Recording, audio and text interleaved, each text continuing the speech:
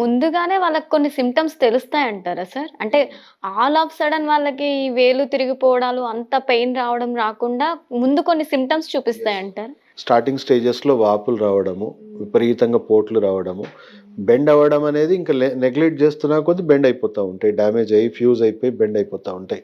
So, మనం starting స్టేజెస్‌లో just వాపులు, నొప్పులే ఉంటాయి. మైల్డ్‌గా దెబ్బ తగిలే ఉంటాయి. సో, వాళ్ళకి 1-2 మంత్స్, 3 మంత్స్‌లో వాళ్ళకి పెయిన్స్ అన్నీ తగ్గిపోతున్నాయి.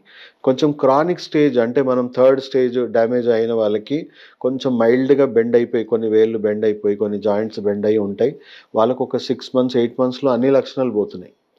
కొంచెం హెవీగా డ్యామేజ్ అయిన వాళ్ళు అంటే కంప్లీట్‌గా వంకర్లు పోయి లాస్ట్ స్టేజ్‌లో ఉన్న వాళ్ళకి కూడా ఆల్మోస్ట్ 8-12 మంత్స్‌లో వాళ్ళకి లక్షణాలన్నీ తగ్గిపోతున్నాయి. అంటే ఆల్మోస్ట్ 6 మంత్స్ టు 1 ఇయర్‌లో వాళ్ళకి లక్షణాలన్నీ తగ్గిపోతున్నాయి. బట్ పూర్తిగా వ్యవస్థ మళ్ళీ, మళ్ళీ తిరగబడకుండా ఒక బ్యాలెన్స్డ్, సస్టైనబుల్ హెల్త్ ఉండడానికి ఆల్మోస్ట్ గట్ హెల్త్‌ని 90% to 100% రీడెవలప్ చేసుకోవడానికి వాళ్ళకి ఒక 1 ½ ఇయర్, 2 ఇయర్స్ కోర్స్ కంప్లీట్ చేయమని చెప్తాను.